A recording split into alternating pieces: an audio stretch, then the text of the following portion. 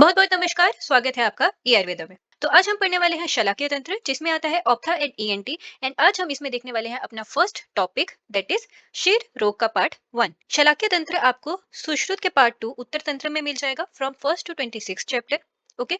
तो जो टॉपिक्स हम इस वीडियो लेक्चर में कवर करने वाले हैं वो है शीर की इंपॉर्टेंस, शीर रोग के निदान, शीर रोग की संख्या। और ये हमने इससे पहले लास्ट वीडियो में भी पढ़ी थी, हम उसी को फिर से रिवाइज करेंगे।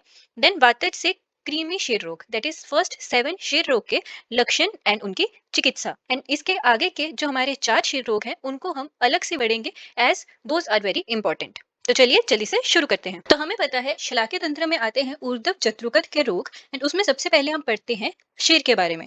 तो फर्स्ट हम देखेंगे कि शीर इतना जरूरी क्यों है, शीर का महत्व। तो आचार्य चरक ने सूत्र स्थान के चैप्टर 17 में बताया है, जिसमें प्राणियों के प्राण आश्रित हैं और जहां पर सर्व इंद्रियां भी प्रेजेंट हैं, वो सभी अंगों में सबसे उत्तम अंग है एंड उसे हम शीर कहते हैं। ठीक है, तो यही ऑर्डर याद रखना है, प्राणियों के जिसमें प्राण है और उसमें सब इंद्रियां भी हैं, वो सभी अंगों में उत्तम अंग है एंड उसका नाम शीर है। अब इसी के साथ हम इसका श्लोक भी लर्न कर लेंगे। प्राणः प्राणभृतम यत्र आश्रितम सर्व इंद्रियाणि च। तो प्राणः प्राणभृतम, जिसमें प्राणियों के प्राण आश्रित हैं और सर्व इंद्रियां और सारी इंद्रियां भी, यद उत्तम अंग अंगानाम शिरस तद भी दियते, वो सबसे उत्तम अंग है और उसको हम शीर कहते हैं। चरक संहिता सूत्र स्थान 7/12। तो ये श्लोक आप कर लें, ये बहुत इजी सा श्लोक है और आपके आंसर को बहुत अच्छा भी कर देगा। नेक्स्ट आते हैं शीर रोग के निदान। तो इसे इजीली याद करने के लिए हमने इसको 4 में डिवाइड किया है। तो सबसे पहले आता है आचारजन्य, दैट इज हम ऐसे कौन से काम करते हैं, जैसे कि वेग धारण, दीवा सोपन, दैट इज दोपहर को सोने से सिर दर्द होती है, रात को जागने से, बहुत ज्यादा बोलने से, बहुत ज्यादा मैथुन करने से, और अगर कभी शरीर में चोट लग जाए तो ऑब्वियसली दर्द तो होगी ही। उसके बाद आता है आहारजन्य, ऐसा हम कौन सा आहार खाएंगे, तो गुरु अम्ल और तीक्ष्ण आहार खाने से, एज ये बहुत भारी होते हैं, डाइजेस्ट करने में मुश्किल होता है, तो उसकी वजह से भी हेडेक होती है। एंड अति शीत अम्बु, दैट इज बहुत ठंडा पानी पीने से भी क्षय रोग होता है, ये बहुत इंपॉर्टेंट है, make sure to remember this. Then उसके बाद आता है वातावरण जन्य, मतलब आगे पीछे अगर धूल हो, धूम हो, बहुत ज्यादा ठंड हो, बहुत ज्यादा धूप हो, या फिर असात्मय गंध, दैट इज बहुत गंदी सी स्मेल होती है, तब भी हमें ऐसे हेडेक होने लगती है, राइट। और आता है अवशय, दैट इज ओस, जो सर्दियों में ड्यू आती है सुबह सुबह, उससे भी क्षय रोग होता है। लास्ट आ जाता है मानसिक। अब मेंटल प्रॉब्लम्स तो होती हैं, जैसे क्रोध, भय, शोक, बहुत ज्यादा रोना, और आंसुओं को रोकने से भी, तो आपको मॉडरेट करना है, ज्यादा रोना भी नहीं है, आंसू रोकने भी नहीं है। अब नेक्स्ट आ जाता है संख्या ऑफ क्षय रोग। तो आचार्य सुश्रुत, भाव प्रकाश, योग रत्नाकर एंड माधव, इसको हमने किया था सिम बी से। तो SYM सुश्रुत, वाई से योग रत्नाकर एंड एम से माधव एंड बी से हो गया भाव प्रकाश। इन सब ने बोला है 11, इसको हमने किया था कि ये हमारे 2 हेमिस्फीयर्स हैं शिर के, एंड बीच में ये जो लाइंस हैं इससे 11 बन जाता है, तो 11। देन शरांगर एंड वाग्भट ने 2 बताए हैं, शीर रोग एंड कपालगत रोग, जो -1 करके 10 है शीर रोग, एंड उसमें भी -1 करके 9 है कपालगत। और चरक ने किए हैं 5, ये हमने चैप्टर 17 में पढ़े थे। अब इसके नाम तो पहले 7 बहुत इजी हैं, वात पित्त कफ, देन सनिपातज। एंड रक्त भी आचार्य सुश्रुत मानते हैं, क्यों, क्योंकि वो मैक्सिमम सर्जरी करते हैं, राइट। तो सर्जरी में रक्त का तो बहुत ज्यादा इंपॉर्टेंस है, इसीलिए रक्तज। Then क्षयज and क्रीमिज। अब मेन आते हैं जो ये 4 एक्स्ट्रा हैं, दैट इज सूर्यावत, अर्धावेदक, अनंतवात एंड शंखक। तो इसको हमने कैसे याद रखना है, सन हाफ होकर भी इंफिनिटी स्काई को लाइट देगा, ठीक है। तो सन से सूर्य, हाफ से अर्ध, अर्धावेदक, इंफिनिटी से अनंत, दैट इज अनंतवात, एंड स्काई से शंखक। अब हमने देखा वाग्भट ने 10 शिरोग माने हैं, तो उन्होंने क्या किया है, वाग्भट ने क्षयज और अनंतवात, that is this one and this one, इनको एक्सक्लूड करके शिर कंप शिर रोग को ऐड किया है। ओके। तो नेक्स्ट आते हैं हमारे कपालगत रोग, जिसमें आता है उपशीर्षक, अरुषिका, दारुणक, इंद्रलुप्त, खालित, पालित, कपाल पीड़िका, कपाल अर्बुद एंड कपाल विदर्ती। अब इनको याद करने के लिए हमारी मैजिक बॉक्स की ट्रिक है। यूपी में आरुषि नाम की एक लड़की है जिसको दारुण व्याधि है, खालित और पालित, और वो कहाँ पर है, कपाल में है। और उसके लिए वो प्रे करती है इंद्रदेव को कि उसके हेयर्स वापिस दे दो। ओके। तो यूपी से उपशीर्षक, आरुषि से अरुषिका, देन दारू से दारुणक, देन खालित एंड पालित से ये जो हमारे 5 एंड 6 खालित पालित है। देन इंद्र से आ जाएगा इंद्रलुप्त।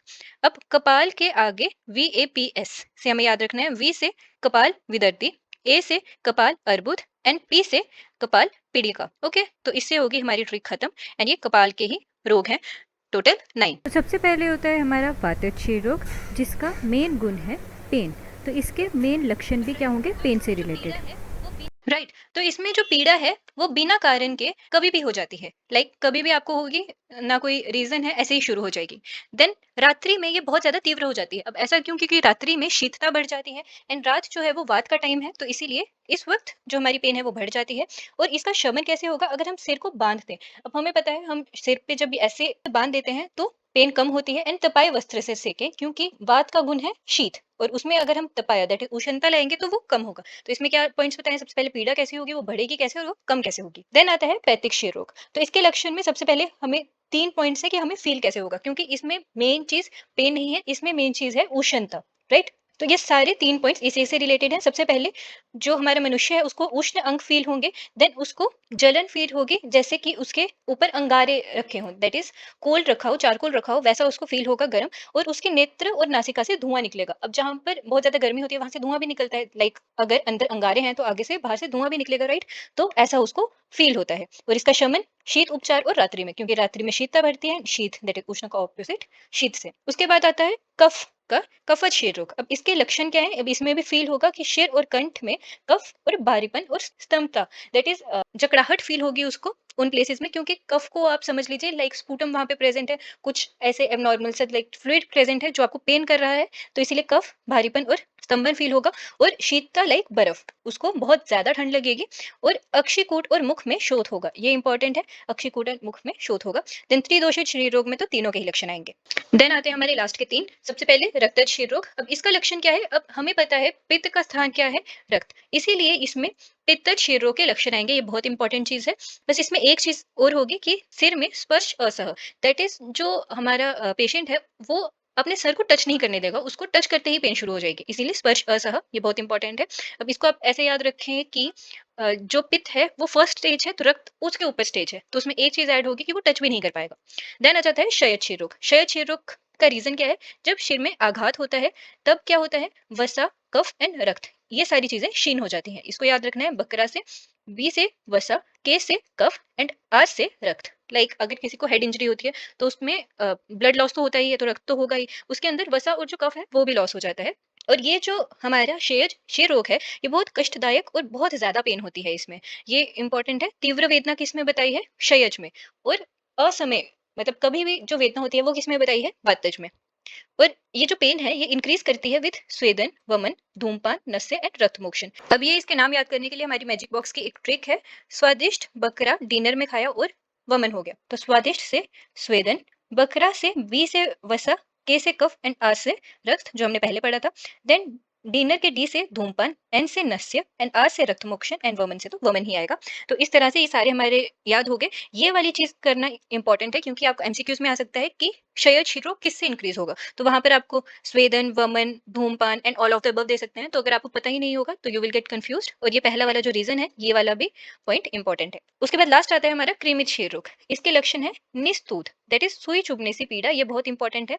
इसको आप वात से कंफ्यूज करेंगे कि वात में सुई चुभने से पीड़ा है, पर नहीं, इसमें है। क्योंकि अब हमें पता है जो हमारा कीड़ा होता है वो डंक मारता है। राइट। उसके आगे फ्लैंक्स होते हैं जिससे हम चुभने की पेन होती है। अगर आपको चींटी काटती है तो चुभने की पेन होती है, इसीलिए सुई चुभने से पीड़ा होती है। ऐसा लगता है कि शेप में जो क्रीमी दैट इज हमारे कीड़े हैं वो खा रहे हैं। बहुत स्फुटन होता है। नासिका से जल और रक्त का स्राव होता है। अब इसको आप रक्त से कंफ्यूज करेंगे, पर हमें इसको कैसे याद रखना है कि ये समझिए ये हमारा सिर है, कोई कीड़ा है वो इसको खा रहा है, तो उसमें से ब्लड निकलेगा। राइट। और वो ब्लड हमारे जो ओपनिंग्स है उससे निकलेगा। तो हमारा नासा को शेर की ओपनिंग बोला जाता है, इसीलिए नासा से वो रक्त निकलेगा और जल भी निकलेगा। ठीक है। और ये बहुत दारुण है, that is very difficult to treat है। अब चिकित्सा में सबसे पहले हम देखेंगे सामान्य क्षयरोग की चिकित्सा की। अगर आपको कोई याद नहीं आता है तो आप ये भी लिख सकते हैं। तो बुद्धिमान वैद्य कृमिज और क्षयद क्षयरोग को छोड़कर जितनी भी बाकी के क्षयरोग बचे उसमें क्या करवाएगा? नस्य करवाएगा। क्योंकि हमें पता है नासा ही द्वार होता है किसका? शिर का। तो शिर की कोई प्रॉब्लम है तो हमें नस्य करवाने होते हैं। तो नस्य करवाएगा किससे? शिरोविरेचनिक द्रव्यों का चूरन बनाकर उसमें मधु और तेल ऐड करके हमें क्या करवाना है? नस्य करवाना है। और उसके बाद सरसों के तेल का नस्य करवाना है। इससे अगर हमारा शिरोग शांत नहीं होगा तो हमें रोगी को स्नेहन स्वेदन करवाकर सिराव्यध करवाना है। अब हमने क्या देखा था? क्षयज फाइले में स्वेदन से वो बढ़ता है, इसीलिए यहाँ पर क्षयज को एक्सक्लूड किया हुआ है। ठीक है। और वो नस्य से भी बढ़ता था, इसीलिए इसके लिए नस्य भी नहीं बताया है, जो ये वाला नस्य है पर्टिकुलरली। मधु तेल और शिरोविरेचनिक द्रव्य से। देन आता है हमारा वातक्षीर रोग की चिकित्सा। तो स्नेहन, स्वेदन, अभ्यंग, परिषेक, अनुवासन बस्ती, ये सब कुछ करवाना है। मतलब लाइक मैक्सिमम हमारा जो पंचकर्मा है, घृत और तेल पान करवाना है, मंद उष्ण दूध देना है, नस्य स्नेही और धूम देना है, एंड कुलीर मास्टर्स का प्रयोग करना है। ये इंपॉर्टेंट है, ये याद रखेंगे। देन पित्तज क्षीर रोग की चिकित्सा क्या है? पित्त शामक शीतल औषधि देनी है ऑब्वियसली।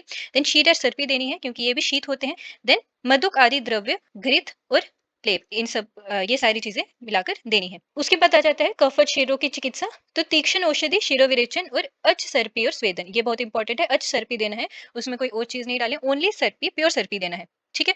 और सन्निपातज में हमें पुरान सर्पी देना है, दैट इज जो ओल्ड घी होता है वो देना है। अच सर्पी कफज में एंड पुरान सर्पी सन्निपातज में। अब आता है रक्तज शिरों की चिकित्सा। तो इसमें पित्तज रोग में जो हमने चिकित्सा देखी, लाइक शीत, आरबीआर, घृत वगैरह, ये सब कुछ ही देना है। देन आ जाता है क्षयद शिरों की चिकित्सा। तो व्रीहन, नस्य, घृत, सर्पी और पथ्य आहार देना है एंड पुरान घृत। क्षयज में भी पुरान घृत एंड सन्निपातज में भी पुरान घृत देना है। देन लास्ट आता है क्रीमित शिरों की चिकित्सा। तो इसमें भी नस्य करवाना है, बट इसमें इंपॉर्टेंट है कि रक्त का नस्य करवाना है। अब इसके ये रीजंस बताए हैं कि रक्त से जो हमारी कृमि दैट इज कीड़े हैं वो मूर्छित हो जाते हैं और रक्त की गंध से बाहर आ जाते हैं। जब वो बाहर आएंगे तो कूचक, ये एक इंस्ट्रूमेंट होता है, उससे उसको पकड़कर बाहर निकाल लेना है। तो रक्त से वो मूर्छित हो जाएंगे और बाहर आ जाएंगे और उससे हम उसको बाहर निकाल लेंगे। तो रक्त से हमें नस्य करवा देना है।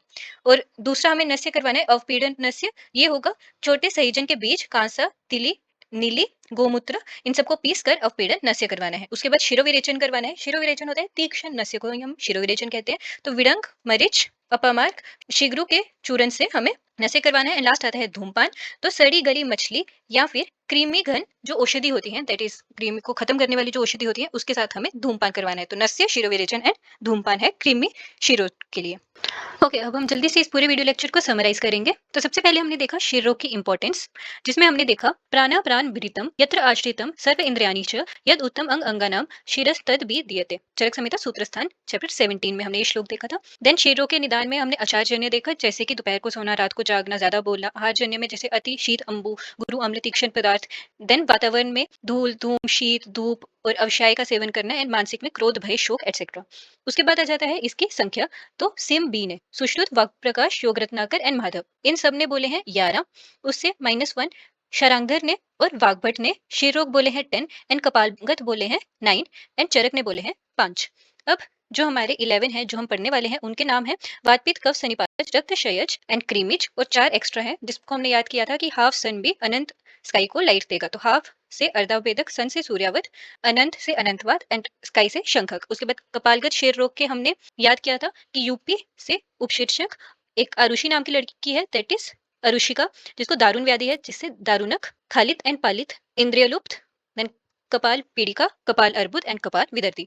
उसके बाद हमने देखे वात के लक्षण, जिसमें कभी भी पीड़ा हो जाएगी, रात को बढ़ जाएगी और बांधने और तपाने से कम हो जाएगी। पित्त के लक्षण देखे हमने कि उष्ण अंग फील होते हैं, अंगार जैसा फील होगा और धुआं आएगा एंड शीत उपचार रात्रि में कम हो जाएगा।